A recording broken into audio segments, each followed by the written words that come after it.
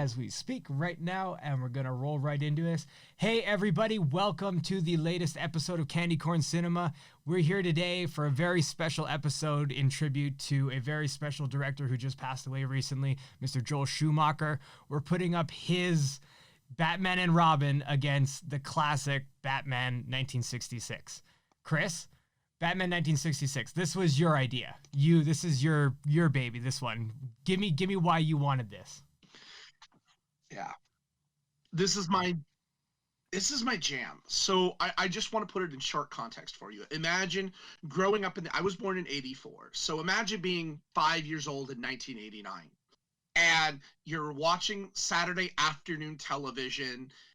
You don't have cable. You know, I didn't have cable growing up. We had just rabbit ears. And so imagine tuning in to your local Fox Channel 20 station.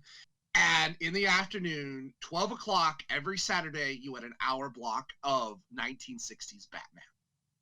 How awesome was that growing up to watch the 60s Batman with Adam West and Burt Ward? And it's the theme today isn't just Joel Schumacher, it's camp. Yes.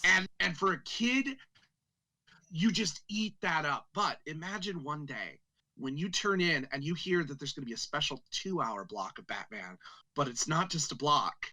It's the 1966 Batman, the movie. This is before, this is way before you come across Keaton and, Nicholson. And I mean, this is the proto Batman that for a long time, nobody acknowledged. Nobody acknowledged existed. A lot of people, when you ask them, what's the first Batman movie, they're probably going to say 1989. A lot of people forget this film. So for me, this is the proto-Batman. This is where everything in terms of the cinematic Batman universe that we have stems from. Mm-hmm. And I, coming into this movie, I had never seen that's a lie. I've seen a frame. I've seen the bomb scene. I saw a YouTube video of the bomb scene. That's pretty much the extent of Batman 66 that I had been exposed to before today. And just going back into it, it was amazing. I'll say it right off the bat is I love this movie. Like, unironically, I think it is a great comedy movie. Like, it is like Batman, kind of, right? But like, it is a comedy before everything else. It is a comedy using Batman before everything else. And Adam West, like, this film, yes. We want to start with I was surprised when I saw him out of the cowl, like how like Bachelor Bruce Wayne he looked like in the 60s, like that. He was dashing. He was very dashing and very debonair in his Bruce Wayne identity. Yeah. So the story behind this film is interesting to start out, and Adam West plays a part in that. So originally this film was to be the introduction to the television series. They were going to do this and then do the television series, but ABC at the time jumped the gun and did the TV series first, and they did the first season, and it was very successful. Adam West didn't want to do the movie. He wasn't as big into movies, but he said if he was going to do it, he wanted a pay raise, as many actors do, because a movie is a different animal than TV in different respects. And the studio told him, you know what, you're replaceable. And he went, oh, okay, I'll do it. And so that's the first hint at Batman being completely replaceable, as we see later on with other films. But so they start to handle it that way, and in reality, this film very much is a great introduction into the TV series. Definitely, I'll argue this is a great film. It is not a great introduction into Batman. Yes. Maybe if you were showing it to kids, I would. But I love this movie. So directed by Leslie H. Martinson, who isn't a name you would recognize majorly. He mainly was a TV director, and this shows. Yeah. Being that this is from the Batman TV series, it fits. Score by Nelson Riddle, except for the traditional. Love the score in this movie. Yeah, the only thing that he didn't do was and it's only done briefly, The classic TV show's theme song, everybody knows it. Na na na na na na na na Batman. I think it's like only on the boat, right? Like they're only when they're on the boat near the end is really when they play it. It's very, very small. Yeah, they. So so the score plays an important part because it really actually again adds to that 60s camp that's into it. It's super jazzy. It's really like upbeat and jazzy, and it's really just like you're just going along for a fun ride with these guys, right? And it's just it was a standout thing for me. And here the thing that this film has is that even though it's campy, it takes itself seriously. It really does. I mean, it acknowledges kind of within it. Adam West plays Batman Bruce Wayne. And you're right. You get actually a lot more time with Bruce Wayne the man here than you normally would in a 20-minute television episode because, the show is Batman. So it's not Bruce Wayne. Batman. Yeah.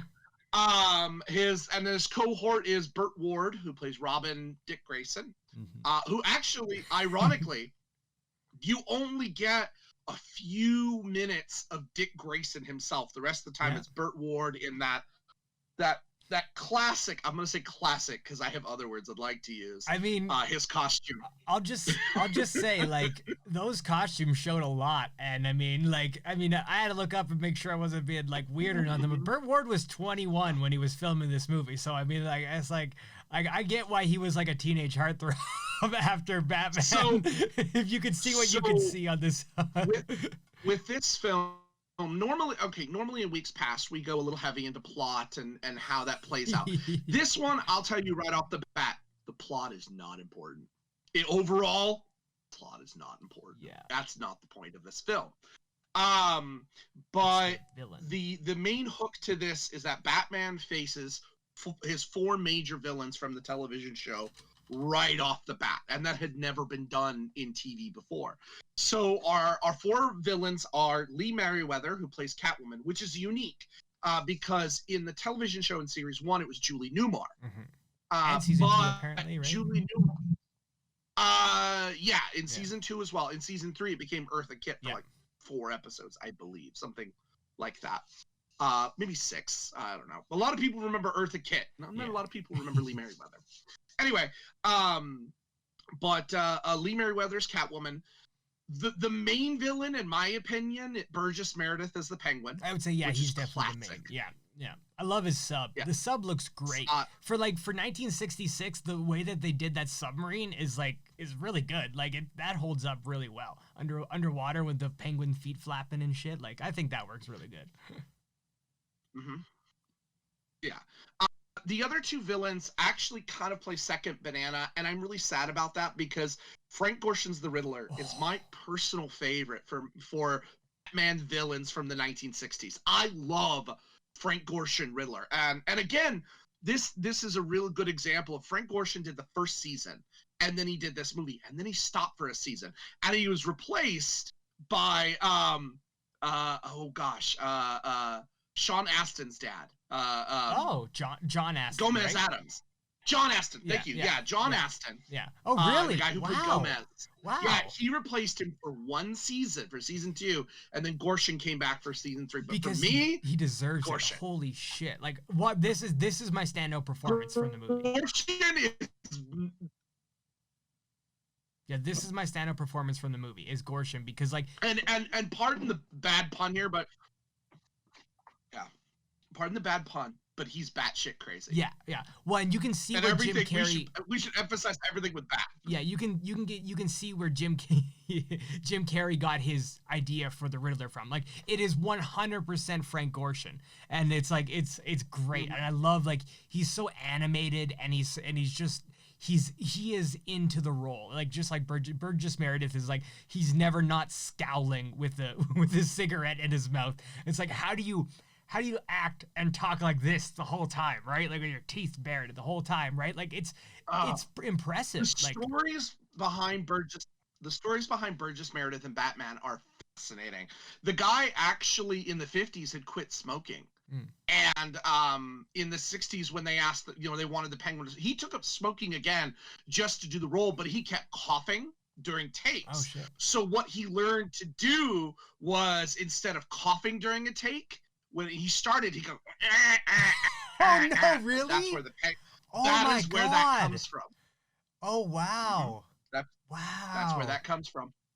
I was wondering. And yeah. after he did the series, he stopped again. Yeah. But he was devoted. He was devoted to the. In fact, No producers loved him. Producers loved him so much. That's why he's kind of the lead villain in this. Yeah. In fact, he had an open invitation during the 3 seasons that if Burgess Meredith ever just wanted to do Penguin again for any reason, they always had a Penguin script on hand to go, wait, we got Burgess, we're going to do this instead. That's awesome. He was regular. So yeah, he was their favorite, which really shows in this film. This film, Penguin gets to shine. He's got the most budget of any of the villains behind him. He is the most budgeted villain. Like, his costume looks the best out of all of them. He's got like a flock vest, like it looks like actual like flocked fur vest and stuff like that, right? Whereas the rest of them are just in spandex. Yeah, I feel a little different about it because you're right. Riddler is in spandex all the time. I don't like spandex Riddler. I like the classic Riddler with the bowler hat and the vest, which you get in the first part of the Batman. But once they hit the sub, he's in spandex and he looks like in underoos, and it's really weird. Anyway, and then the crime. The crime in this film is Cesar Romero, who in the series, though I love Burgess Meredith, the guy that got by far the most villain time was Cesar Romero as the Joker. Great too. Joker is not even second banana in this. He's in it, but he takes orders from the Penguin. It's weird. and he doesn't actually contribute a massive amount. Yeah. And okay, so I watched this film in high definition. Yep. I've known about this, but I've never noticed it. For the first time ever, I noticed it, especially when you get a close-up of him. Cesar Romero did not shave. If you don't know Cesar Romero, he had this huge bushy mustache. Famous and for he his mustache. refused to shave it. Yeah. Refused to shave it. So they painted it white. Now, as a kid, watching back in 1989 with rabbit ears on a TV, on a standard definition TV, yeah, you never would have noticed it. High definition TV now, I'm seeing every little whisker. Like, ugh.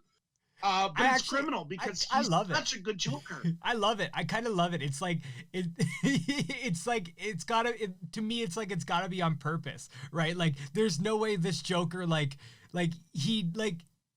it's just so funny. It fits the tone though, right? Like I think he was able to get away with it because the movie was so silly, right? If the movie had any sort of seriousness whatsoever, they would have made him put on a bald cap or something, and then or shave his mustache, kind of like we're gonna talk about later. But this, I love everything when we get into the Batcave. Like all of the things that are like, everything is labeled. Like, I just love it. Just everything has a label on top of it, and just like peering around the different stuff, and just like trying to see what is all in this cave.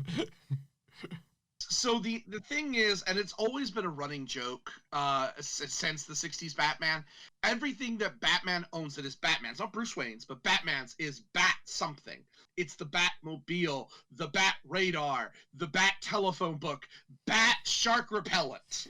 You know, next to the Bat whale repellent, next to the Bat manta ray repellent, and one other one I can't remember the last one. I always forget the last one. I've used that in trivia questions. That's a good trivia question. But let me tell you, Aquaman, when he fights Black Manta, should be calling Batman, because Batman's got a can of spray for this. It's adds to this campy charm to it. You're right. Everything is labeled. Everything is supposed to look futuristic, and yet it looks like 60s Star Trek, and that's on purpose. So I wanted to bring this up. It's all since you mentioned Star Trek, I'm going to bring this up now. As soon as I heard the first time Adam West was talking as Batman in this movie, I was like, okay, so did he steal this from William Shatner, or did William Shatner steal this from him? And I was like, because they were Kirk, and they were 6 months apart. Batman came out 6 months before Star Trek, and Star Trek was filmed probably right around the same time, if not before Batman was. So like, it's interesting because they look pretty similar to me. Like, if you look in the 60s, like, they've got this kind of like same kind of style, Shatner and Adam West, and it's like, the way they talked and the way they delivered lines and this kind of like smarmy, smooth, like Playboy type thing. Like, I just thought like, wow, this is really interesting. I wonder if they would like one of them stole it from each other, but it's like they happen at the exact same time. It was just very interesting cultural detail. I think definitely it's a product of the times, and you happen to get two a little bit of over actors at times. Our supporting cast, by far, I love my villains, but my man, Alan Napier as Alfred Pennyworth. So when a lot of people, when they consider their Alfred, they're thinking Michael Gough, or now Michael Caine, or Irons. No. This is my man, Alan Napier. This was the man's man. This was before he would go out and kick butt, and he was also a super spy. Like, he was the butler's butler, but he actually gets some time to shine in here. There's a point where Bruce Wayne has to go undercover as Bruce Wayne. In order to lure out the villains. With an undercover Catwoman, too. Yes, Catwoman, with Miss Kitka. Oh, my God. Oh, hold on. We'll get to this. Hold on to Miss Kitka for a minute, because, dear God, Bruce Wayne, you're the detective. And we'll get there in a second, otherwise I'll rant a little bit. We'll talk about the Riddler's riddles later, too. Oh. Maybe now. There's so much to this. There's a point where he's got to go undercover, and so you would think, oh, I'll ask Robin to just go ahead and drive the Batmobile and track me. No. Robin's a minor. No, he does not have a license. The first thing he asks Alfred is, Alfred, do you have your license? I have it with me here, sir. And he makes Alfred don a mask and a cap, and Alfred drives the Batmobile. A first that we've ever seen, which is awesome. I absolutely adore the fact that he's out in the field working with them, and I love episodes and comics of Batman where Alfred gets involved. Yeah. Alfred's doing more. I really thoroughly enjoy that. So this to me has always been my Alfred. This is my Alfred's Alfred. And I love the other guys. I love Michael Gough and Michael Caine and all the others that have done it realistically. This guy, this is my Alfred. I love Robin in that scene too. Robin in that scene, he's just like, are we sure we should be watching this, Alfred? Like, maybe we should turn this off. And Alfred's like, you have to watch Master Dick. So this film is heavily, I will say, it's heavily morally sanitized, but it is kind of a product of its time. It's getting away with a lot. I wanted to get in. They do, but it's kind of an overall theme that I kind of wanted to touch on as we talk about this. Batman in this, normally we think of Batman as gritty. He's a vigilante. He's, very much something that the 80s started building on more, of Batman being that vigilante and not just everybody loves him. In this Batman world, they say it, he's a deputized official of the law. Yep. Batman's a police officer. Robin's like, listen to your police, kids. Like, he gives a PSA straight to the camera, basically. We listen to the police. Yes, and it is. And let me tell you, with the way things are going on in this world right now, that is the one thing in this that is not aged well. The sexism, so the costumes, the music, all that. Yeah. We'll look aside. The whole police thing.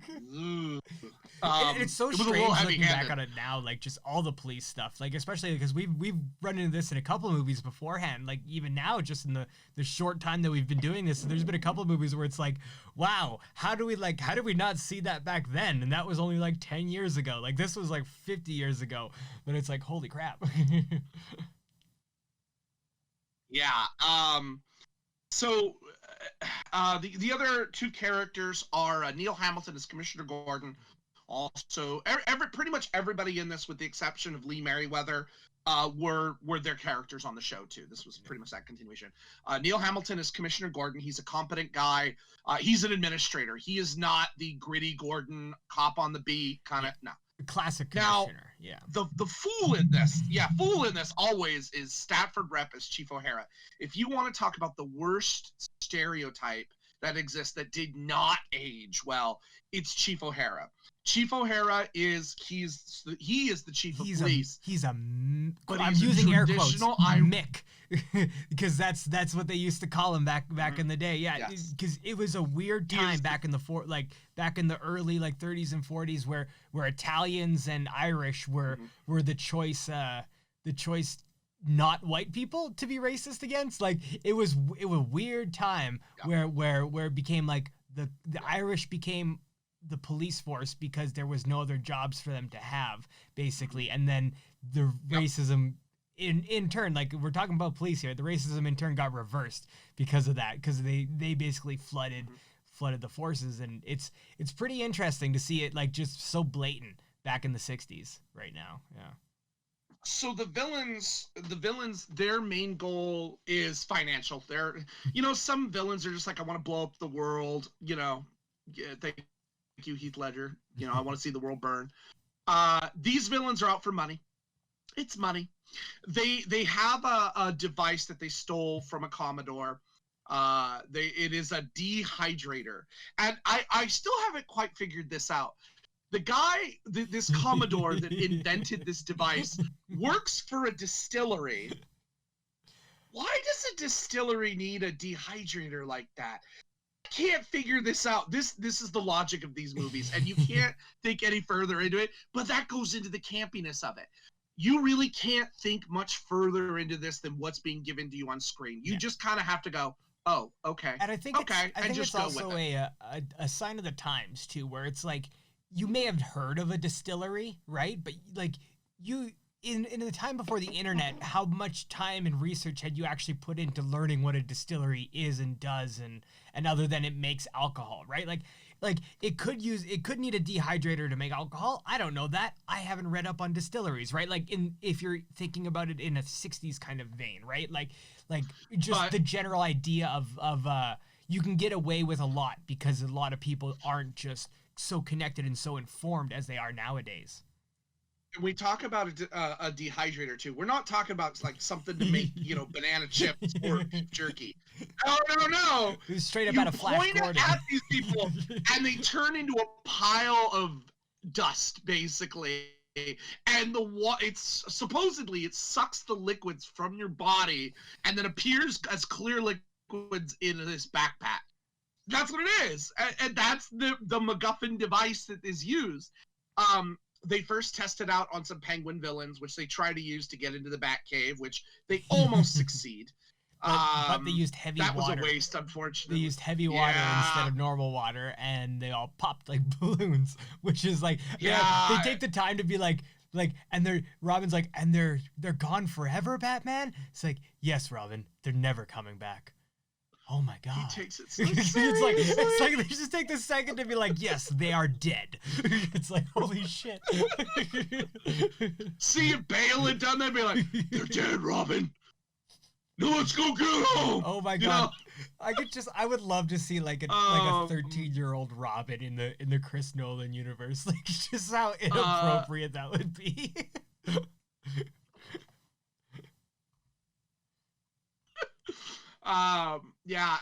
So their main plot in the end is they go to, it's not the UN, but I'm going to call it the UN. It's basically the UN, yeah. UN. They go to the UN in Gotham, and the Security Council is meeting to discuss peace, and everybody's arguing in different languages, and they go in, and here's the joke, too, and this is where it is very clever politically. Yeah. This part is very clever. They're arguing with each other, yelling at each other. They don't notice anything going on around them. Nothing. Yeah. They don't see it at all. And so, when they come back, they're just continuing on with their arguing. It doesn't end. And here's the thing: Batman's in there. They've just had this happen to them. The police and some of the press, and they are all right there watching this happen. And these guys are just still arguing with each other. And it's very politically relevant even today. I think that was very clever of its time. But they dehydrate them, and they're going to hold them for ransom for from each country. What did they say? $1 million from each country? I don't remember, yeah. Very Dr. Evil-ish kind of. But they're gonna ransom it off, and that's how they'll fund their criminal empire. And I mean, like, what always just that's it. That is me, like that's it. Like, there is no common sense in any of that. Yeah. Yeah, and I love how they use the dehydrator on cloth surfaces, like almost exclusively. Like, oh, like we're gonna get all this dust out of this shag carpet on our floor. And there's a point where Catwoman is gathering them up in a dustpan, and the Penguin says, "Be careful, there's somebody's child." Yeah. Which is almost compassionate, and then she's pouring it in, and you see it falling out the side. It's just like, oh my god!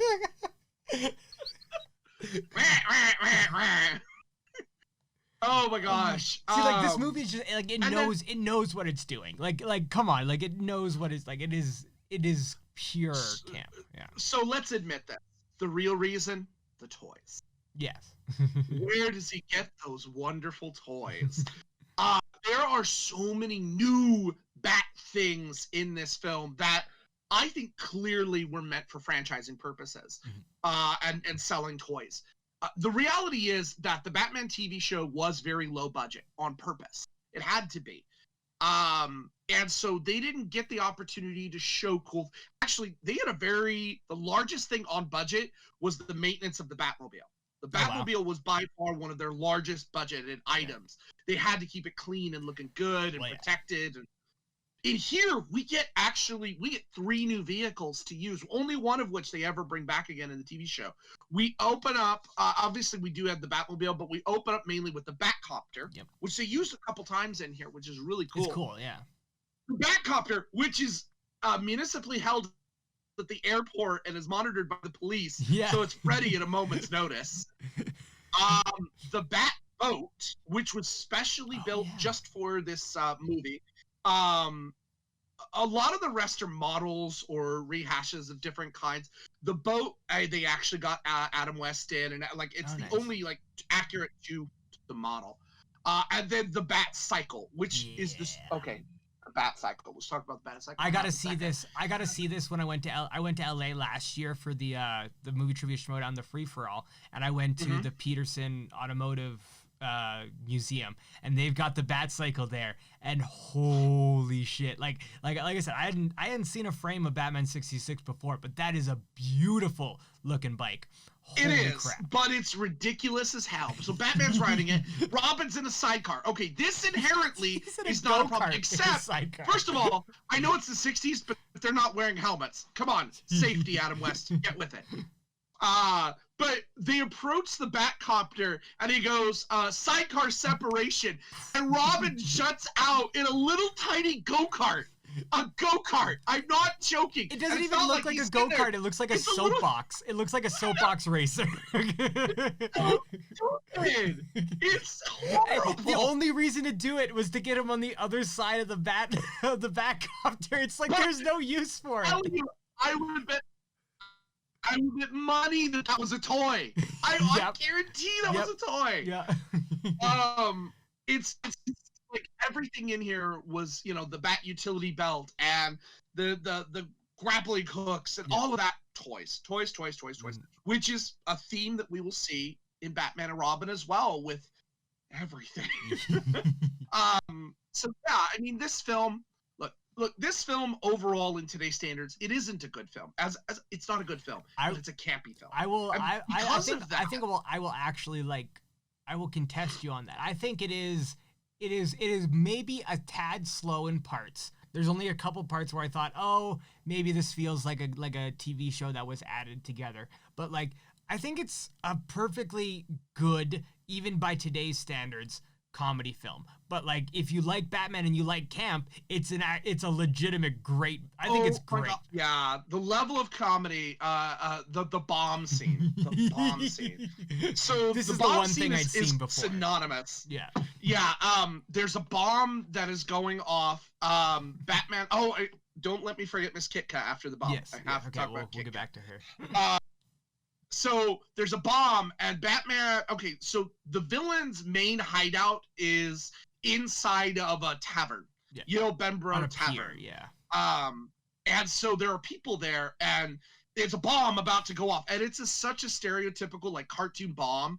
Like it's a giant round thing, and then there's a sparkler in the top going, And so Batman runs out, and he's gonna get rid of this bomb. But everywhere he goes is an innocent civilian. There's a nun. There's a lady pushing a pram. There's a band playing "Bringing in the Sheep." There's a couple kissing under a dock. And here's the thing. They reuse the same people over and over and over again. They just rotate him back in somewhere else on the pier. And he's running around this pier, and he goes to throw it overboard. Oh, there's people below. Oh, no, he goes to the other side. Baby ducks. He would not throw in and harm the baby ducks. Some days you just can't get rid of a bomb. Get rid of a bomb.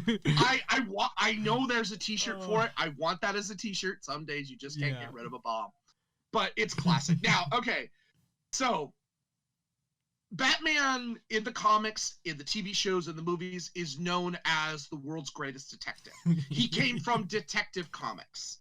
This is a big deal. He is the modern Sherlock Holmes. Yeah. That is what he was designed to be. That's what he was, even until it became the 60s era of comics. And that's the other thing, too. This actually is in line with the neutering of Batman in the 60s. Yeah. The comic books were like this before the TV show. So it actually matches the times in terms of the comics. It very much is that way. But it was the whole golden age. The golden age was weird for a lot of years. You want to see Superman in a big lion outfit, a multicolored lion outfit. But he's still the detective. Like he is still the world's greatest detective. So Catwoman disguises herself as this Russian reporter, Miss Kit Cup. Okay. Oh, she got some crazy ass long name other than Kit Kat. We're just gonna call her Kit Kat. Easier. And Bruce begins to fall for her, not realizing that she's Catwoman now. This is the detective. This is the guy who, in the comic books, the very first time it happened, he figured out that Clark Kent was Superman just by a silhouette. Yeah. Just by not even the glasses thing, a silhouette in the darkness. Like, no joke. They both, in the comic books, the first time they ever figured out who each was, there was a fire happening, and both had hid in darkness. I can't remember the exact, but it ended up being dark where they were, and they noticed the silhouettes of each other and figured out who they were. You have the comic. You have the comic. I was like, do you have that comic? Maybe pull it out somewhere. Like, Batman is he figures it out, and that's great. You're telling me you cannot pick out a freaking it's not even like a helmet or a face mask. It's just like this. Yeah. I'm like, you're telling me you can't figure this out, Bruce Wayne, the greatest detective, Batman? And they've already ran into each other. They've already ran in, like, there's dialogue 3 times. Yeah. Oh, it's just terrible. It's so bad. This is where like I don't know what Batman 60 like the show. I don't know what level of detectiveness Batman had in that show. So like coming into it without that into it, right? Like seeing it as like, okay, this is a comedic take on Batman, right? Like this is not like this is not the comic Batman. So whatever they do with it, this is their own thing that is kind of inspired by it, more or less, right? So it's like I'm wondering, it's like if he's not a detective, then even in the show, then that doesn't bother me as much if they decide just not to add that part of his character in. But if it was there, then it's like it's he is a detective a little bit, and it goes into, you'll find this formula all the time. You just see it in the movie. Robin will ask a question. Now, this goes to the Riddler riddles. These Riddler riddles are the stupidest jokes ever. I don't know where Robin's guess these answers. Robin's like the way Robin guesses things, man. He's some savant. Holy shit. I'm not even going to go down this rabbit hole. I can't. But he guesses these answers so well, and Batman's like, right, Robin, and he connects the dots between those, and he's like, and Robin, what do we do with? It's like he's teaching Robin the whole way along. every time they're looking into something, or Robin was like, holy rusted metal Batman. Sorry. That will always stick with me. Thank you, Batman, forever. But it's holy this and holy that. That's Robin's catchphrases. Yeah. And Batman will correct him in terms of where to look or what to use, or, Yeah. One of my favorites from the TV series was, we've got to find something, Batman. Should we use the Bat computer? No, Robin. Sometimes the simplest methods work. And he takes out the Bat yellow pages. What? This Batman's detective skills. We're gonna look at the yellow pages. It's campy. I love Robin, but he does detective in his own way. Oh yeah. I love Robin's using of the Bat computer in the movie. Like he's pawing like a bunch of switches that say Bat computer. It's just like he's just like tossing his hands on him. Like it's hilarious. I love it. Also, to end the campiness, I just want to remind you all that the Batmobile is nuclear. That's, oh my God, yeah. Yeah. Hold on, the Batmobile. I think the Batmobile has to be mentioned here. The Batmobile was a custom. It's beautiful. It's iconic. It's got a double bubble top, which actually has been emulated in different ways over the years in different Batmobiles. You'll notice it if you start to look at Batmobiles over time. There's an evolution of them, especially in cartoons. You kind of see a little bit of that design aesthetic that the '66 Batman really started, and it's beautiful. That by far of all the vehicles, the boat, the car, the Batmobile is beautiful. It's and awesome. A star in its own right. Yeah, it looks great, and it looks great on screen. Like it works for the aesthetic that they created for it. Yeah, it fits. Now, when we're talking about things fitting, I guess it would only be fair that we have to move to Batman and Robin. Yay! The film that seems like it should not fit and work everywhere, but when you look at it opposite Batman 66, you're like, oh. Everything fits. Everything works. So, released in the summer blockbuster of 1997. I still remember the advertisements for this. So I was 4 when this movie came out. So looking back and checking when this movie came out, this is definitely. I remember having this as a VHS. This was one of the VHS movies that would always get thrown in. I would watch Batman 1 to 4 as just a day thing. Because we had that time we had all the VHSs, so like this was not one of the ones I saw in theaters, but this was on a constant like loop of my childhood. Yeah. So I will be completely biased in this following half an hour. I completely understand. Directed by Joel Schumacher, may he rest in peace. It fits Joel Schumacher's style. If you know about Joel Schumacher's style, it fits this. Score by Elliot Goldenthal, although inspired heavily by the work of Danny Elfman. Yeah. You can't deny that, especially since the those influences from the original Elfman theme are in there as well. So it does sound a little 60s at points. Like it feels like I said, watching these back to back like reveals a lot about these movies, because like it's so to me, like they had to have been watching this on a repeat in the production trailer. Yeah. and I'm gonna get into a few things that are similar about these at the end of both of these, because it kind of ties them both together. But normally we talk about visual effects. I'm not going to do that here because a little bit. Then you just the visual effects I like the ice. Not. I like the ice. The ice still looks dope. Not the beam, but like when they're frozen with the trails of the icicles. I still think that's it's a neat practical effect. If you like ice, you'll like this film, because Arnold apparently loved ice. I would have loved Patrick Stewart as Mr. Freeze, reading that was a possibility at one point. Holy crap. God, Patrick Stewart as Mr. Freeze would have been interesting. Anyway, so our heroes, George Clooney plays Batman Bruce Wayne. It was supposed to be Val Kilmer, but Val Kilmer had signed on to do The Saint, and he kind of didn't like the script. So well, apparently he had issues with Schumacher from the last movie too. Like they had issues. Schumacher is famous for saying he would be on a crane and he would say, "Okay, people, remember, this is a cartoon." And that's my best Joel Schumacher. I've heard he was like that. But he would remind them, this is a cartoon. It was supposed to be campy. I think it's the best advice he could have given. I mean, I don't see that as bad advice. Clooney, I will say, some people argue Clooney is the best Batman. Only some. You're looking at one of them, not me. I will not do that. Sorry. I think I love it. Clooney was doing double duty while filming this. He was doing this and he was doing ER at the same time.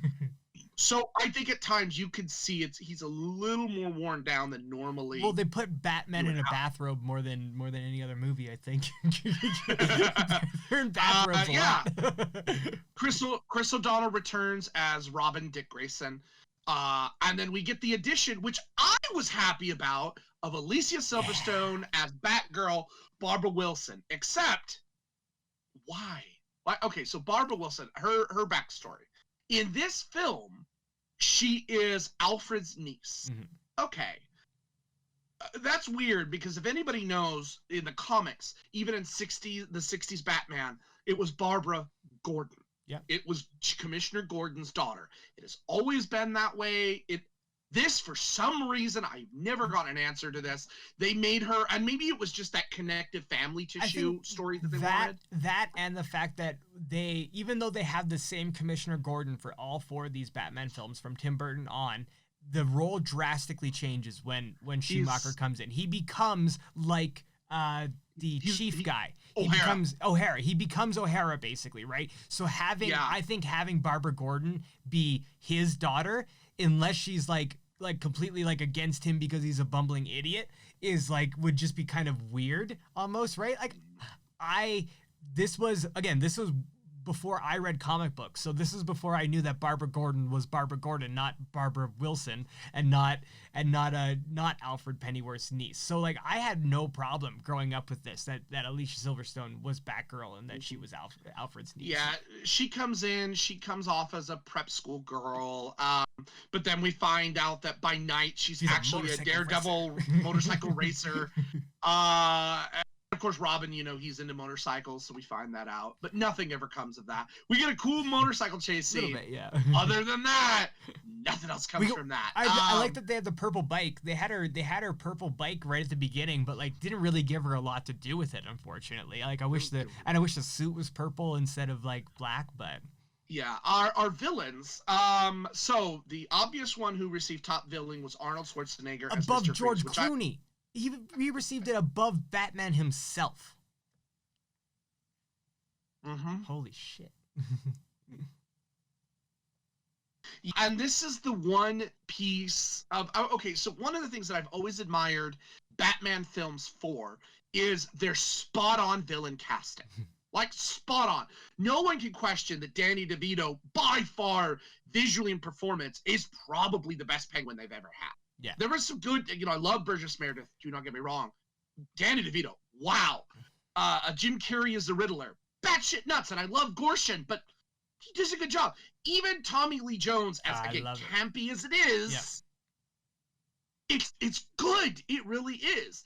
So Batman villain casting usually is pretty good. I question Arnold Schwarzenegger as this choice. I believe that they did it on star power. I believe firmly that it was the studio probably saying, we want a big name doing this. It is the Mr. Freeze that you get and the backstory that you get from the animated series. Kind of, yeah, great. They stole bits from it. Yeah. Well, for the most part, it is. Okay, so a quick moment on animated series. Originally, Mr. Freeze was just a cold, obsessed villain. That's all he was. He wasn't Dr. Freeze. He was just a cold, obsessed villain. That's it. And we saw that in the comics in the 60s. In the 90s, in the Bruce Timm-verse, they gave Mr. Freeze a very compelling, sympathetic backstory that it actually makes for one of the best Batman the Animated Series episodes ever, which is the introduction of Mr. Freeze. Isn't it like a small arc? I thought it was a couple episodes, right? It's like a... Well, arc. No, it's one episode that we get the introduction, but of course, we have Mr. Freeze more over time. And then eventually, that's the other thing. This film came out and was produced at the same time that Batman Sub-Zero, which is Batman the Animated Series, is take on Mr. Freeze. They pushed that off because of this film. Oh, okay. it was going to be released theatrically, and it was just like Phantasm was. Yeah. And this was done instead because it had the bigger budget and bigger push, which is a shame because Sub-Zero actually, it's really good. Yeah. And it's done with that Timber style. But anyway, Mr. Freeze is a renowned scientist. They don't actually specify what he is a scientist in, but they do say his wife is suffering from McGregor syndrome, which is this made-up disease that's very debilitating. And his wife has it, and so he cryogenically freezes her to protect her while he researches it. But an lab accident happens, and he is affected by these cryochemicals. And now he can only exist in sub-zero temperatures. That's all he can do. He cannot be in direct sunlight without a suit, or even just regular sunlight would hurt him. So they incorporate that into Arnold Schwarzenegger really well. I think that aspect, incorporating his skin, like the makeup they do for pretty much all the villains in this is actually really good. I really like the makeup, even though Poison Ivy's suits like devolve later on into the film. Like they're great, and then they start getting worse and worse, and it's like, oh, this is 66 Batman again. I like her. I like the botanical garden costume way better, but you're supposed to. Yeah. But that's. We're two guys talking about Poison Ivy here. This is going to be a problem. Yeah. But anyway, so Freeze though, it's just Freeze to me is he's supposed to be the main villain in here, but Ivy's clearly like the driving force behind everything. Yeah. So Uma Thurman, which again, back to really good casting. I liked Uma Thurman in this. I don't know what she's doing with her voice. It's so like I don't get it. Like it's like, is she trying to put on a British accent? Like it sounds like that's what she's doing like most of the film, right? Like she's trying to put like an air I believe right around the same time she was also prepping for the Avengers. Oh, maybe. So maybe there's a little of that. I just noticed it because it's like, I know, like, is she British? Like, what's up with her voice? And I looked it up, like, no, she's American. So I don't understand what the affect is. So they actually make, for the most part, her origin story pretty good. She's affected by chemicals. I was surprised that it's chemicals. It's Woodrue. It's Jason Woodrue. It's the Floronic Man who makes Ivy into Ivy, which is like surprising to me. Like now that I am a deep comic books fan, like that I wasn't when I was 7 years old watching these movies, knowing that the Floronic Man was Lionel Luthor. Also in this movie. I was thinking for John Glover. Okay, I adore John Glover because John Glover, John Glover's an all-around great actor. This is a guy who can be menacing, he can be helpful, he can be funny, bat crazy. And in this film, he's bat crazy. He's a villain, but he's in it very briefly. We don't ever meet Batman, but he is a Batman villain. You're right, he's the Floronic Man. Jason Woodrue is responsible for the creation of Bane, not Venom. Ironically, Dr. Pamela Isley is the creator of Venom. She's trying to get flowers. She's trying to infuse Venom into plants and flowers to make them conscious, like we are, so they can fight and protect themselves. But he's using that Venom serum in a weird amalgamation with steroids and other things to create these super soldiers. He does use the word. And he's selling them to a group of people who look, I shit you not, again, watching these back to back is insane. Look exactly like the Security Council from Batman 66. They are dressed almost exactly the same. They're only in a small shot up in the corner on a balcony right before he injects no-name Bane with his Venom formula. Another one of the kind of like tie-ins between this movie and Batman 66 is like they have the characters from Batman, but they're not really the characters from Batman, right? Like they've got Bane but he's not really the stereotype. Bane is the stereotype. He's just the muscle. Yeah, he's not used. I'm sorry, Bane is the waste in this.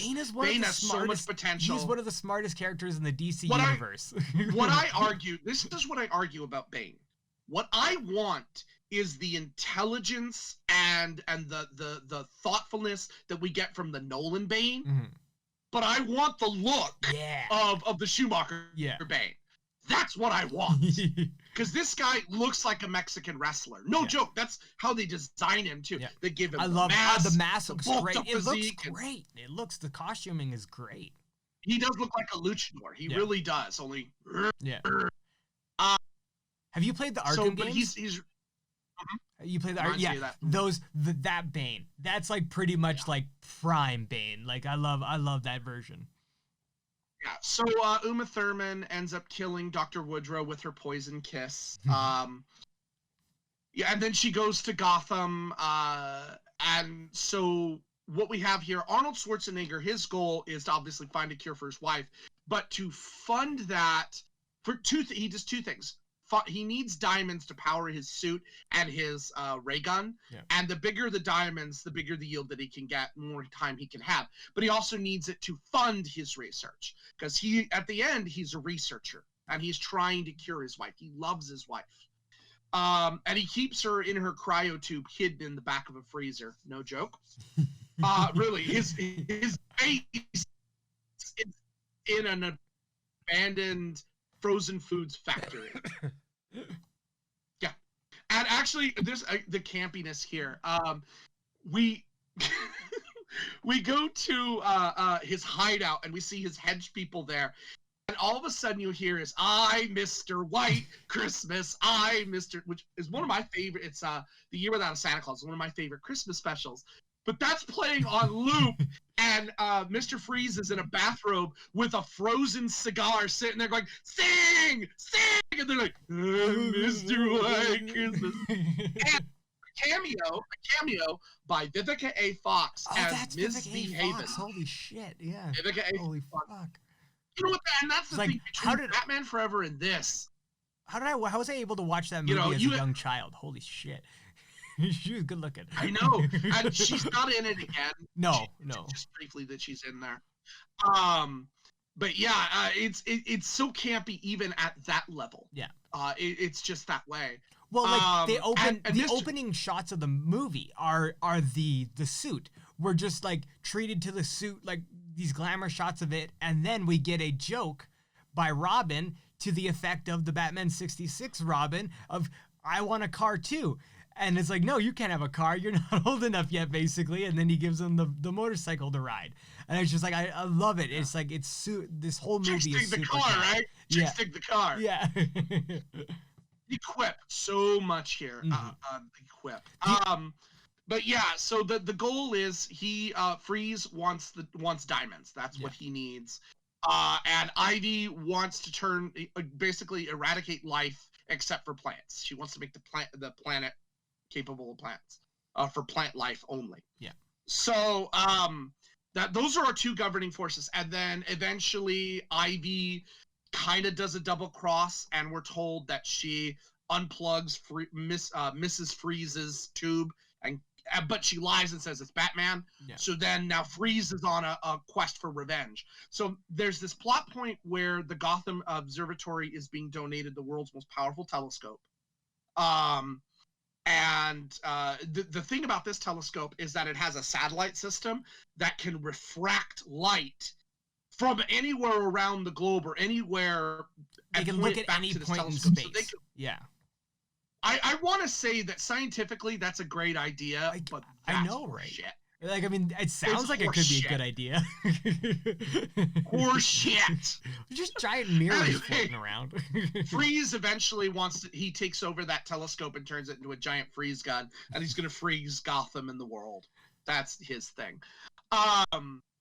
But we get this kind of subplot of family going on in multiple ways. Ivy, not besides her poison kiss, she has this pheromone dust that she can use, which she uses a lot on Batman and Robin to kind of turn them against each other. And we really see this the first time in the Botanical Garden fundraiser scene, yep. Where they sexualize women and her so bad. It's bad. I mean, yes, but like that's like the point. Like, I don't know. It's like it is. It's weird. I get it. When you have something where it's like the point is to show like the overt sexualization of these women, but to do that you have to overtly sexualize them. It's like where do you draw the line on that, right? Like it's like I get at a point I get it, right? Like it can get tough. It can get tough. They're auctioning off the Wayne diamonds, which was it was supposed to be a way to lure Freeze out to get him out in the open.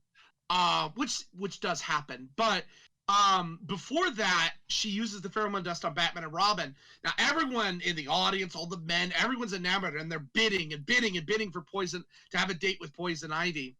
And then Robin and Batman started bidding war, like $1 million, $3 million. You don't have that money, I'll buy it from you. $5 million.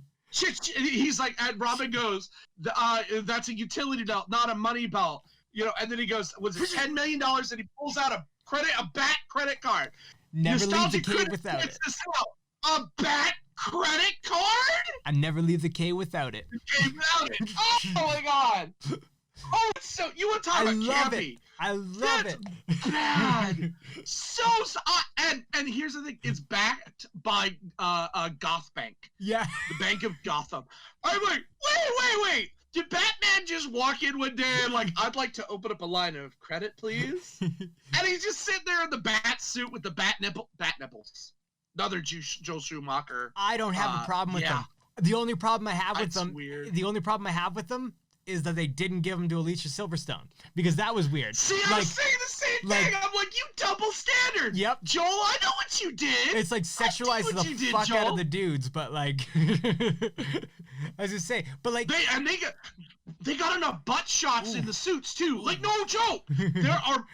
You talked about the opening. Yeah. You see them fitting up the pants, on a butt shot. He zooms in on their butt. That's the point. Yeah, it's the point. I love it.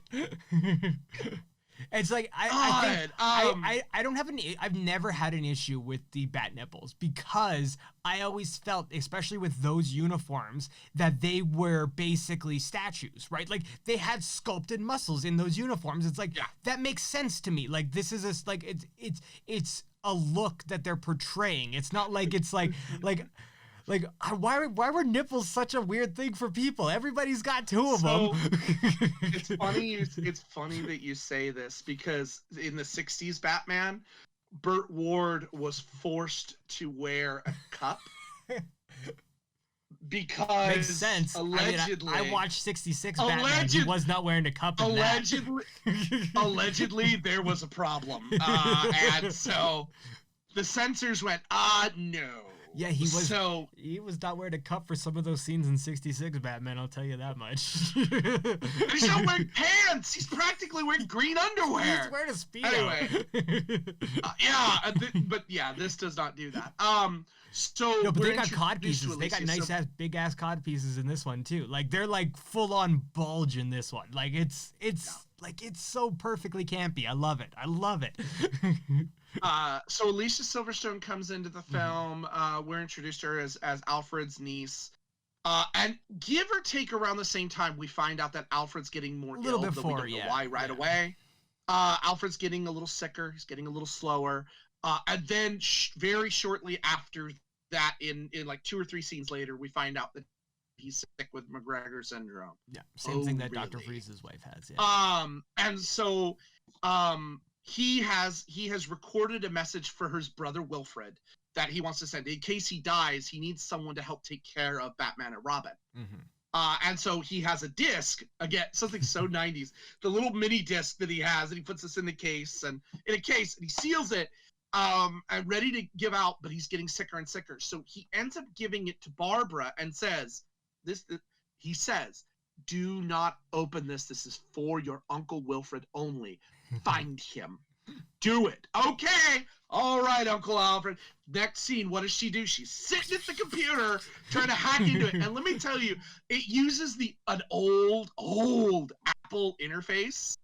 Like, I had a laptop like this. Oh, yeah. And she pops the CD in there, and they have to figure out the password. And she's trying Alfred and Barbara, Meg. She's trying every name that she could think of. And then she looks, her mom's nickname by Alfred was Peg. Mm-hmm. Her name was Margaret. Peg. So she types in P-E-G, access granted. I'm like, are you shitting Is me? that 3 letters? This has Batman's secrets and blueprints and everything, and your password was what?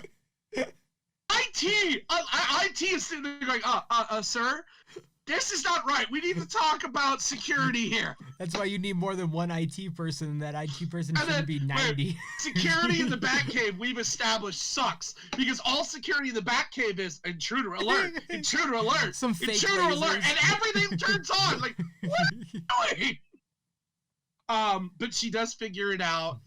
And the reaction on her face, I'm still confused at, because if you just discovered that your uncle was helping Batman and Robin, what would your reaction be? My reaction would be like, see, I that thought would she be my knew. reaction. Her reaction is, Like, I figured she she knew. smiles.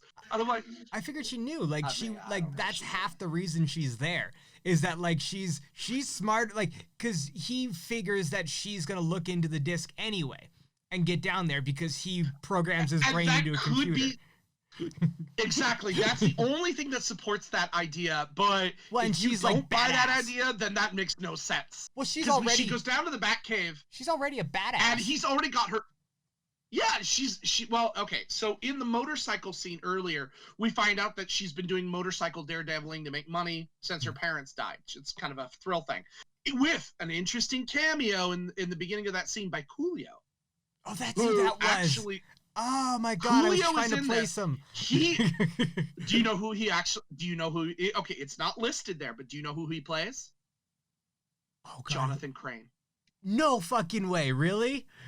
Oh, that's cool.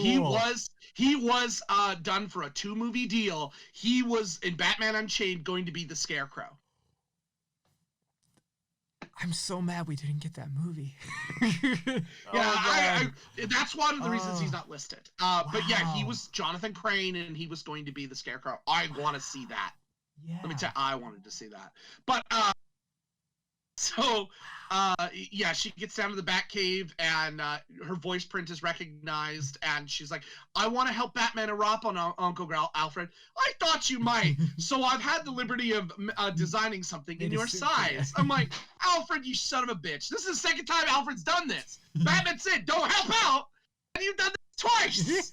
I tell you what, there would be a serious performance review on Alfred when we got back to the Batcave. I want to say this right now.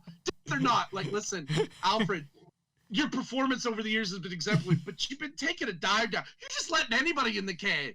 Two-Face, Riddler, Batgirl, Robin. Who's next? Let's let the press down here. Or so, and think about this too. Vicky Vale. Oh yeah. He just lets anybody in the Batcave. Yeah, they just don't care.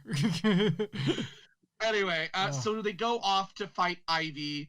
Batman and Robin are actually, in very 66 Batman style, Batman and Robin are captured by Ivy and are about to be killed. And Barbara bursts in and kicks, as she said, Ivy's botanical butt. Yep. And beats her. Saves Batman and Robin. And then they have enough time to switch bat suits, all of them, and get in these specialized I was trying to wonder. vehicles. I was like, wait, when did they change? Like, when did they change? And they go to the observatory to fight Freeze and Bane. But once Freeze finds out, they fight. But once Freeze finds out that Ivy lied, then he kind of relents. They fix the telescope. They unfog Gotham City, and everything's righted again. And he gives Batman and Robin the cure to the stage 1 of McGregor syndrome, so Alfred can live. And you know, we get this joke once Batgirl fully joins the team that we're gonna need a bigger cave, and that ends that.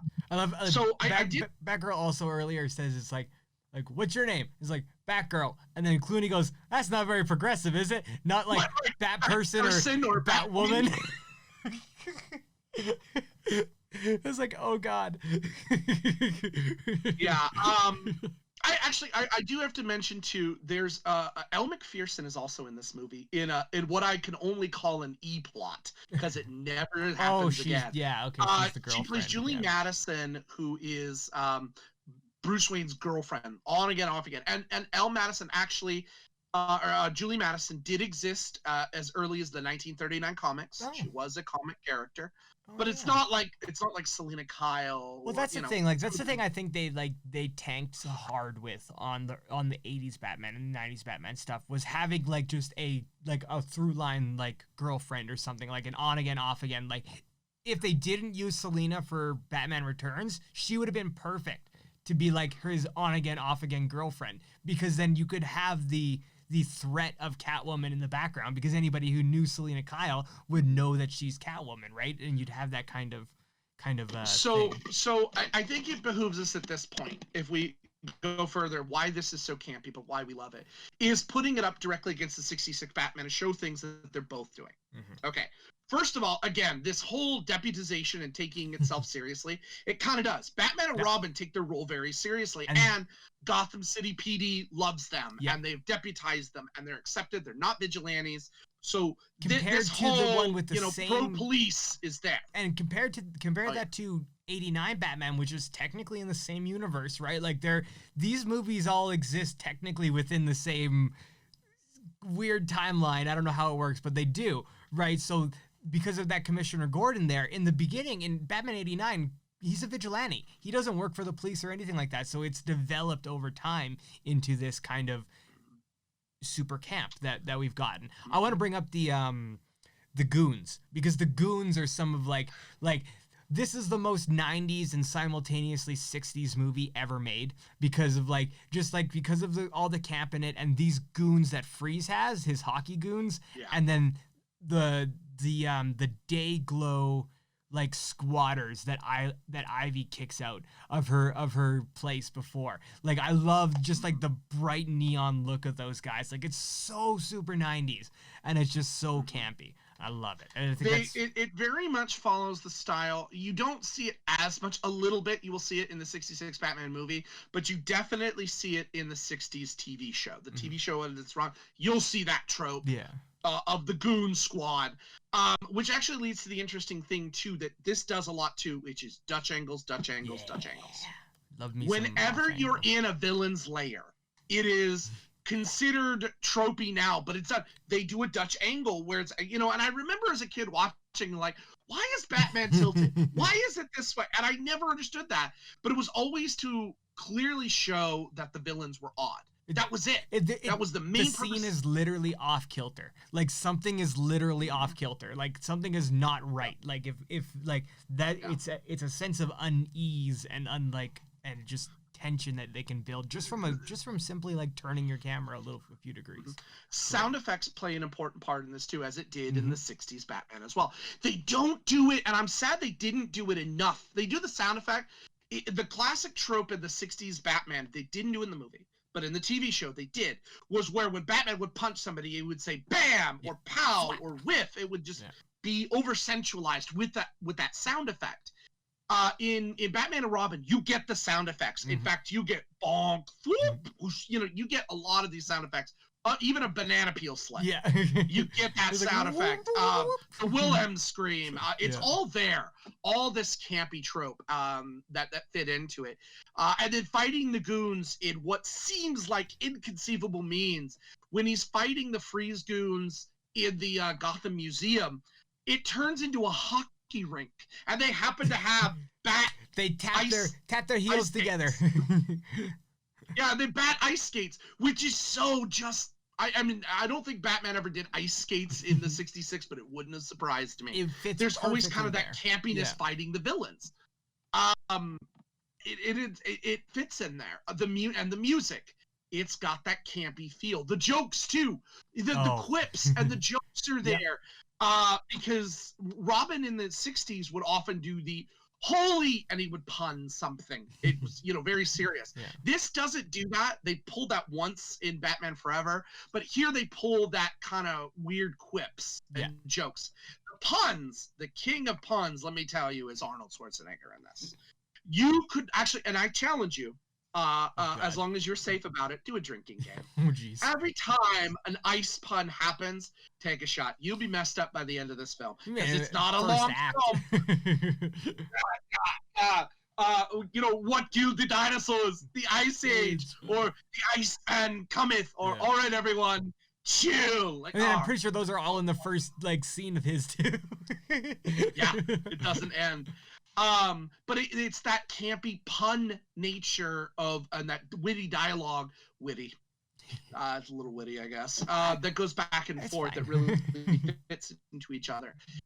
Both of these feel like you're watching a cartoon, or you're reading a comic book of the '60s. You really do, and in that aspect, it really fits in well. And actually, the thing is too, the set design in this is very reminiscent of. It's like a higher budgeted '60s TV show. Yeah. The dinosaur, when they're in the museum, there's this dinosaur that's up there. Now, I worked in a science museum. I have spent time and I've seen how these models work. It's not just like foam rubber or like there's detail and intricacy for these large models, so that way there's safety and rigidity in it, and it helps in detail. Here, completely freezes the whole thing. Batman rides down it like escape, but then it ends up getting destroyed. And as it falls apart, you see the foam rubber that it is, and it just kind of falls. I'm like, what is going on? Or icicles. You talked about the icicles. There are a couple of times where you can see rubber icicles doing this. Like, oh, this is so bad. This is terrible. And yet we love it because of that camp factor. If Joel Schumacher's job in his mind was to make this out to be like the 60s Batman, mission accomplished. And in that respect, this film works really, really well.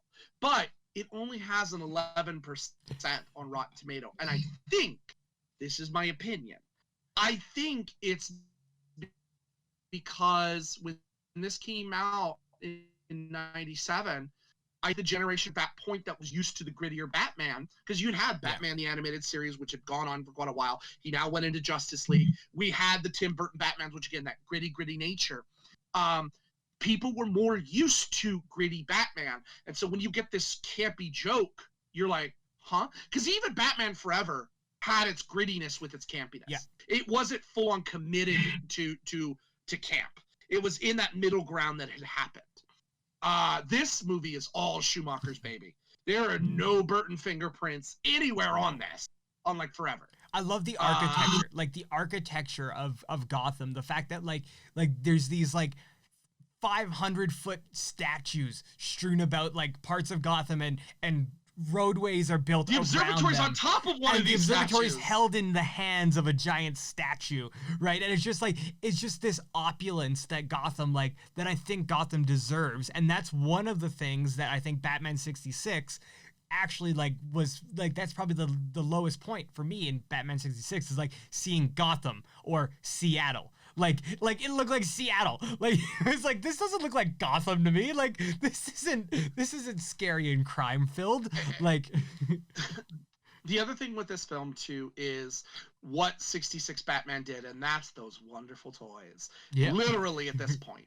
We had new vehicles created specifically just to push toys, which we saw actually as early as Batman Returns. Yeah.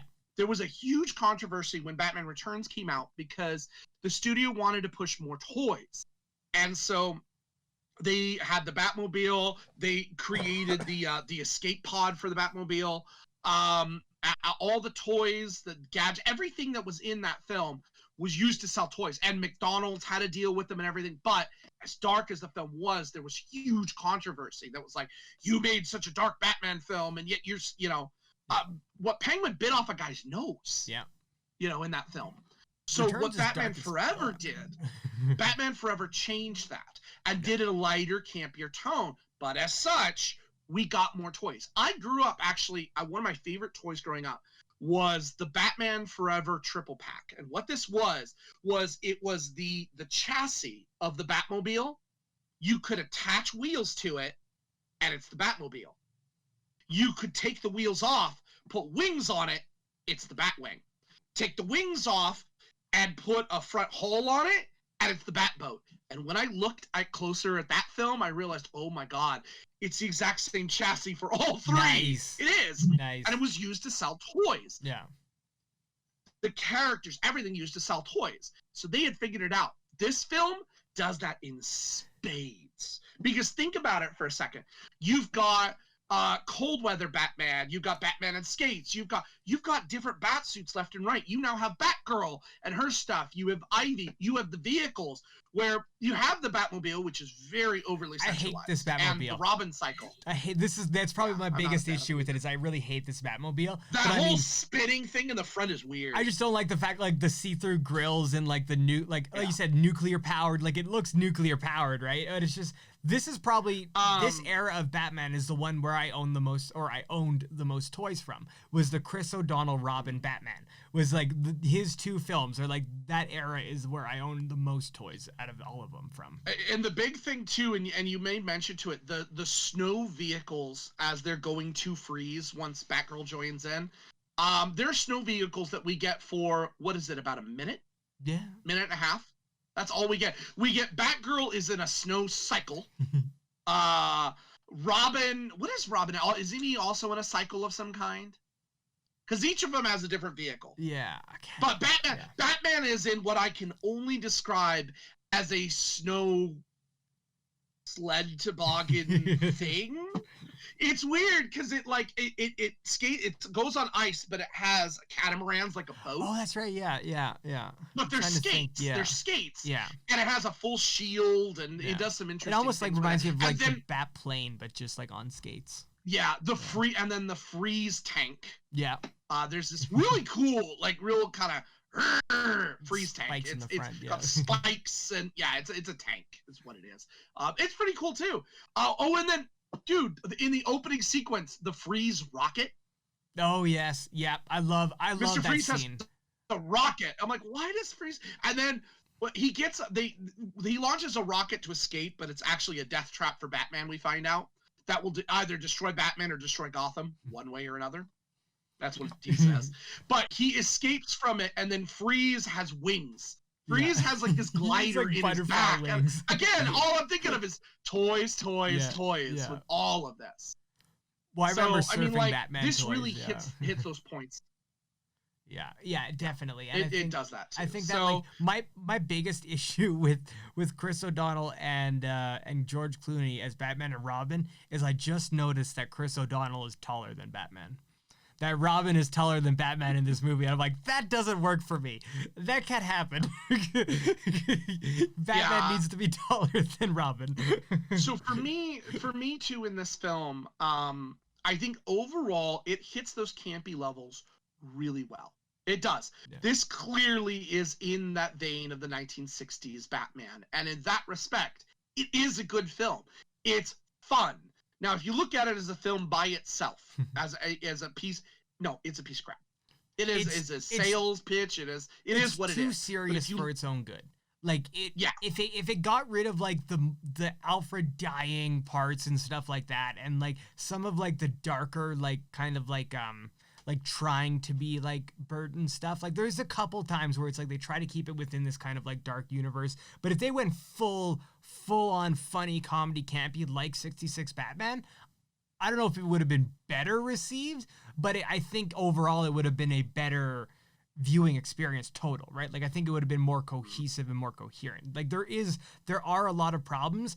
I'm still gonna stand by. I think this movie's great. I think it's great. Like it's bad, but it's great. I don't know if I can do it. For me, what it comes down to is it's a Batman film. Yes. So I should be really behind my Batman. In my honest opinion, Clooney to me, now he is not a bad. Let's be clear. He is not a bad Batman. This film, not his fault. Yeah. If there's anything wrong with it, it's Schumacher's vision. If you're to put some, it's probably Schumacher's vision that you're not with. Fine. But he is not a bad Batman. But I do feel that he is the worst movie Batman. If I was to rank them, Clooney is not up there. I'm sorry, he's not. That's bad. It is what it is. And the thing is, I can piss everybody off, but give him my least favorite Batman. If you want to go that route. I'm curious. I am curious. Hold on. Let me finish my point with go him. Ahead. Yeah. Because they really try with the Julie Madison angle to give him this idea that he should settle down, because Gossipy Gertie who, by the way, I believe was Bob Kane's wife. Oh. Gossip Gertie, the films, I believe she was Bob Kane's wife. That was a nice little touch there.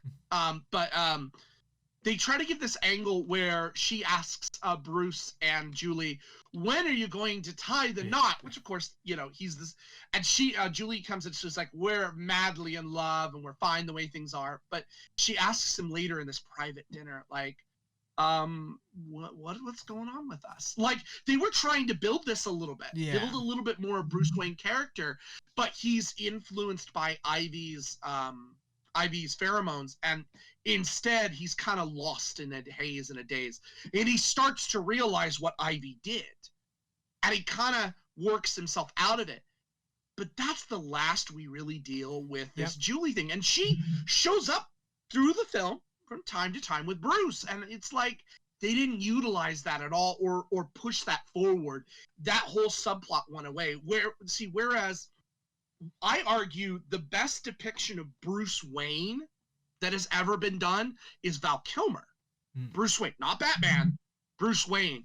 That development of that inner psyche and what's going on in Batman's head, and I really like that, even as kind of in a campy nature as they handle that.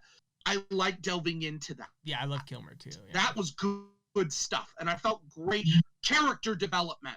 So I felt that they were trying at first by having Julie there to kind of push that. Is Bruce ready to move on? Is he ready to grow? But they don't do anything with that. She just becomes arm candy after a certain point. It's kind of useless. Yeah, like the whole plot line with him and the romance is kind of useless. It's unfortunate because it's like that's the only real Bruce that we get, other than like his little talks with Alfred and walking in between scenes and stuff like that. But like, yeah, he gives a similar speech. Oh my god. So he gives in Batman Forever. With Nigma, when Nigma first introduces his idea of interactive television in his way, Bruce kind of gives him a talking down to. He's like, I like your idea. It needs more development, but it's a good idea. Oh yeah, yep. You know, and he's like, but what you're suggesting just raises too many questions, and it's like he shoots him down. Dr. Isley comes in as Isley, not Ivy, although she is Ivy at this point, but she comes in and she says, here's the deal. I want Wayne Tech to stop using fossil fuels and coolants, and we're going to save the earth. And Bruce is like, that's going to kill humans. She's like, yeah. I mean, she doesn't say that, but let's face it, that's pretty much what she says is, yeah. And he's like, listen, buddy, listen, girl, humans come first. That was actually the most dickish thing I've ever heard Bruce say. Like, fuck the planet, humans are important. Like, wait, Bruce, what? I get where you're coming from, but what, Bruce? It makes sense. It makes sense to me. Like, it makes sense that would be like, it's like human lives. Yeah, like it's not that Bruce doesn't want to help, right? It's just that like he's not helping at the cost. Yeah, he's not helping at the cost of human life, right? Yeah. But this is one of the first times I think very definitively we see him as Bruce the businessman. Yes. Because think about that's a business decision right there. This isn't Robert Downey Jr. going, listen, I'm shutting down weapons and I'm Iron Man. Yeah. This is like, nope, it's all pure business. Yeah. But for me, in terms of this film, as a campy film, I like it. As a fan of 66, I like it because I can look at it with that lens of 66.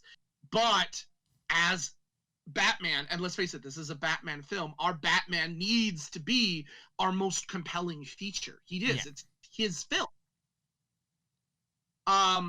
He kind of lacks on that. They don't give him enough, and they focus more on the campy nature of Freeze and Ivy, and on the subplot with Alfred and Batgirl. Well, they literally split the focus of this movie. It's Batman and Robin, right? Like that's the point of this movie, is that there is quite a bit of split focus onto Robin's character, and again, I wish that they needed to make him Nightwing. Like at some point, like there's a line where O'Donnell goes, it's like, and I'm gonna go out on my own. Right, and it's like that's where he gets his own signal. That's where you turn him into Nightwing. You just turn him into Nightwing right there in the movie.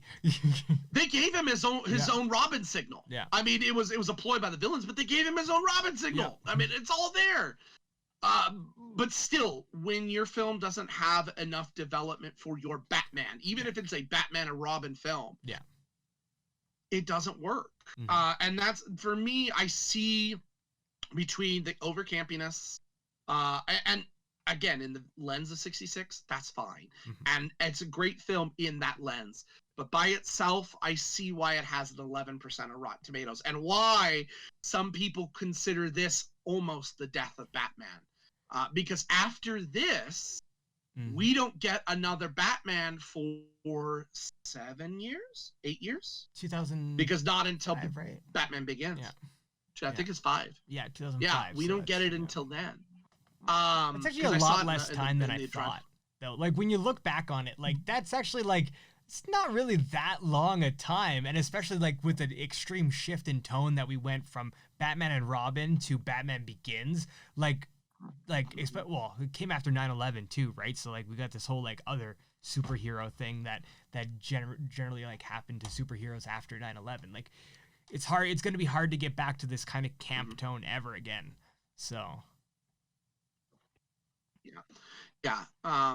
But I can see it. I understand it. And I know you love it. And I totally get the nostalgia goggles. But for me, it's the same thing with the 66 Batman. Yeah. It's those nostalgia goggles that I get being 5 years old and watching that. Same with you and growing up. It's weird. It's weird, though, because, like, I thought, like, and it's weird, with the nostalgia of Batman and Robin, I found Batman 66 to be a perfectly, like, acceptably great movie. Like, it's like I have no issue with the tone and, like, the campiness and all that kind of stuff because of the way I grew up on Batman and Robin, which is kind of a weird reverse of it. Like, if I grown up on Batman and Robin, or sorry, Batman 66, and then had seen Batman and Robin and not seen the other ones, I probably would have had a more okay time with it than if I would have been introduced through Batman 89 and Batman Returns and stuff like that.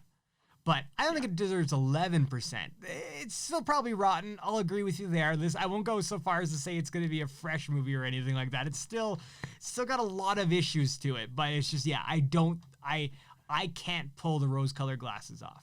It's not going to happen. And to be fair, Batman the movie, the 66 Batman, only has a 78. Now that's very reasonable. Yeah, it's very reasonable. But it has its issues. It has its age, and you can tell why that works. But I think the nostalgia and the purest nature of what the 60s Batman stands for, and that justice and it fits there in the time of the 60s and what they were fighting for. Even the theme of these fighting diplomats and the, you know, as politically as that is, that made sense. It has a place. Yeah, it was after the Cold War. It happened to, like, place. Exactly. Like, it tackled a bunch of stuff. Same thing with Superman 4. As bad as Superman 4 is, this idea of nuclear proliferation is a novel idea. Yeah.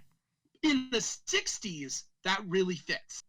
But as you go along in time, that starts to lose it. But it fits, and I see why that works. Batman and Robin, unfortunately, is in a budding, grittier time that we were used to, and it just doesn't fully hit the mark to those guys. But I love it, and you love it. Now, I was inspired by our choice last week, and we talked briefly that this was going to happen a couple weeks ago, but we pushed it off because of the death of Joel Schumacher. We did want to do Batman very much, because of our love of Batman and what Joel Schumacher did bring to the franchise. But I want to go back and look at something wholeheartedly funny, intentionally funny. So funny, in fact, that it's looked at as one of the funniest films, although one of the most dated films, of all time. And what would that be? I want us to look at the seminal Western classic Blazing Saddles. And I want us to look at the seminal Western classic, A Million Ways to Die in the West. Which also has Liam Neeson in a bad role. Well, it's a good role for him, but we'll talk more about that. But yeah, we wanted to look at Western parody up against Western parody. What some do consider the funniest movie of all time, if not one of the most aged comedies of all time. But we can talk about funniest movie of all. We will. One of the funniest movies of all time versus what I argue actually is Behind Ted. because I love the first Ted so much. I The think it's better than best, Ted. one of the best Seth MacFarlane films. I think it's one of my favorite. I watched this. I was in opening night for this movie when it came out in theaters. I remember this one, A Million Ways to Die in the West, Not Blazing Saddles, and I don't get why people didn't like this movie. I was dying in the theater the entire time watching this movie. It is stupid and funny, and I can't wait to talk about it. But before we do that, I want to leave everybody on a note to hate me. Michael Keaton is my least favorite Batman. I think he's just he is and it's not that he's the worst. Is that I would never say that. He's just, when I rank the Batman, he becomes the last Batman. Like, it's just the way it runs out. Like, he's still great. He's still awesome. He's still the Batman, but he's definitely low on the list, if not the lowest. I have to split it. For me, I always split, because the character Batman and the character Bruce Wayne, I think, have to be split, even though there's the same guy. To me, the worst Batman is Clooney. The worst Batman is Clooney. Yeah, I can buy that. The worst Bruce Wayne, on the other hand, I'm really hard pressed, only because I don't think we got enough of him, is Affleck. Really? I thought he was great. Only because I needed more. Realistically, if I had gotten a Batman movie with him like I had wanted, where we got his development, or we got more into his psyche. We got a little bit of that to live in a world with Ben Affleck's Batman movie. Ben Affleck's written, directed, and starred in Batman movie. Like, to live in that fucking world would have been amazing. He's my number one. But that's company. What company is that, though? I mean, like, these by far are not. Oh, his Batman is up there for me. But these by far are not bad Batmans. In fact, I argue all of the men that we've had from West, and by the way, there were Batmen before in serials, and they were good in their own respects. But we're talking these feature films. So from Adam West, Michael Keaton, Val Kilmer, George Clooney, Christian Bale, and Ben Affleck. I love them all in their own ways. Each of them does something different, and none of them are inherently bad. No, I think we just have to, unfortunately, look at if you have to rank them. Yeah, Bale actually goes down every time I watch the Dark Knight and the Dark Knight's trilogy. Like, he slowly I don't know. It's just something about him that he's he's really good, and it's really good in it. And it's just I don't know why. I just don't buy him. He feels more Patrick Bateman. He starts feeling a lot like Bateman to me more than Bruce when it gets to it. Bale's got the advantage. Bale has 3 movies and a complete arc to work with. Yeah. While the others, we don't have that. We do not have a complete arc. And they try to do it a little bit with Affleck. Mm-hmm. You get it a little bit. But again, a completed film would have been great. Now, we will see what happens, whether we will end up having Pattinson or not, because there's still talk whether he's going to be replaced or not. So we will see. We won't know until it happens. My little pet theory, and this we'll end on this one, I guess, considering we ended a little while ago. My little pet theory is that Pattinson takes place in the 90s, and The Flash is going to have something to do with getting Pattinson's Batman either into the main timeline or just making it so that it's I smashed the worlds together. Now Batman is young. Sorry, deal with it. We have Wonder Woman and Aquaman the same, but now it's Robert Pattinson Batman, not Ben Affleck Batman. I think they're just going to try and find a way to smush them together. Yeah, the nice thing is, because of Crisis on Infinite Earths done in the Arrowverse, and they've acknowledged the fact that the movie, the DCEU, also exists not in the same universe, but in the same multiverse. Yeah. Okay, that these all exist, and acknowledge that and go with that. And you know what? DC has been really good about that in the past, so I'm game for this. If they're gonna bring back Keaton, I'm totally fine with that. I'm excited for that. I'm really excited. I can't wait to see what part. And like I said, that's if Pattinson. There has been word. Yeah, there. Oh, don't get me started. Keaton is Batman Beyond. I'll give him the best Batman. If he does that, I'll give him the best Batman. We'll end it on that. Yeah. Okay. Everybody Westerns next week. Have a great week. Enjoy your time. Thanks for listening. Share it if you want. Have a great week, Chris.